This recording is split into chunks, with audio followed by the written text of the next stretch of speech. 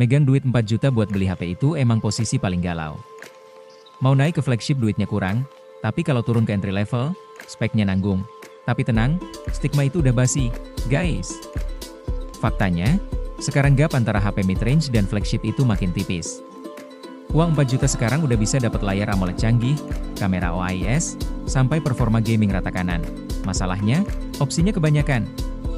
Nah, biar kalian gak salah pilih dan nyesel belakangan, gue udah saring dan tes langsung 5 HP mid-range terbaik rasa flagship yang paling worth it dibeli saat ini. Kira-kira jagoan kalian masuk daftar gak ya?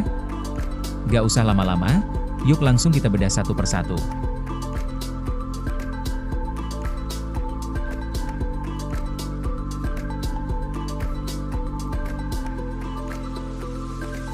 Kita mulai dari urutan kelima, Vivo V60 Lite 5G, ini HP unik banget. Bodinya tipis elegan cuma 7,5 mm, tapi di dalamnya ada baterai Monster 6500 mAh. Udah gitu, ngecasnya ngebut pakai 90W flash charge, fisiknya juga tangguh, punya rating IP65 tahan air dan sertifikasi anti-banting SGS bintang 5. Layarnya udah AMOLED 120Hz, didukung chipset Dimensity 7360 Turbo yang dijamin performanya tetap mulus sampai 5 tahun pemakaian. Tapi ingat, HP ini nggak punya slot memori tambahan dan perekaman videonya terbatas di 1080p aja. Jadi, ini pilihan tepat buat yang cari HP baterai badak dengan desain elegan, tapi bukan buat videografer ya.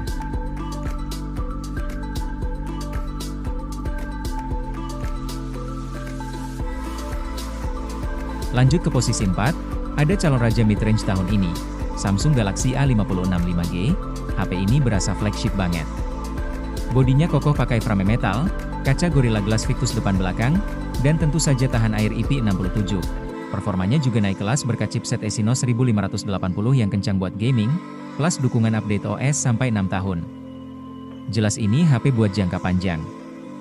Layarnya juara, Super AMOLED 120Hz yang super terang. Tapi, penyakit Samsung masih ada di sini.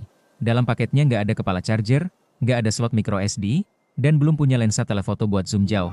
Meski begitu, kalau cari HP awet dengan software dan build quality terbaik di kelasnya, ini pilihannya.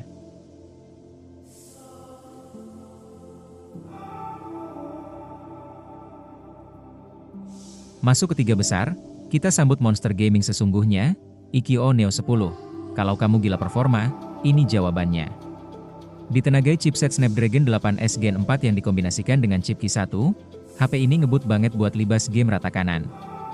Visualnya juga sadis, pakai layar 1.5K dengan refresh rate 144Hz, yang bikin geleng-geleng, baterainya jumbo 7000 mAh.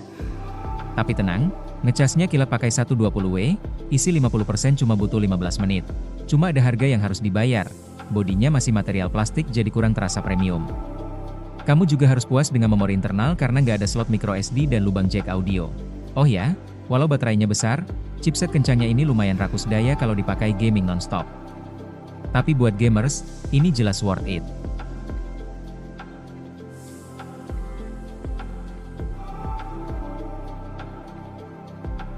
Runner-up kita kali ini, Infinix Gigaton 30 Pro. Kalau kamu cari HP gaming paket lengkap, ini rajanya. Dapur pacunya pakai Dimensity 8350 Ultimate yang dikombinasikan dengan tombol fisik Gigaton Triggers L1 dan R1. Bikin main game shooter berasa curang. Layarnya juga ngebut 144Hz plus ada lampu RGB yang futuristik. Uniknya, HP ini udah support wireless charging magnetic ala MagSafe, fitur yang langka banget di kelasnya. Tapi, komprominya ada di bodi yang masih full plastik dan kualitas kamera malam yang standar aja. Selain itu, jaminan update Android-nya cuma 2 kali. Dan jangan harap ada slot micro SD atau jack audio di sini. Intinya, kalau prioritas kamu cuma gaming dan gaya.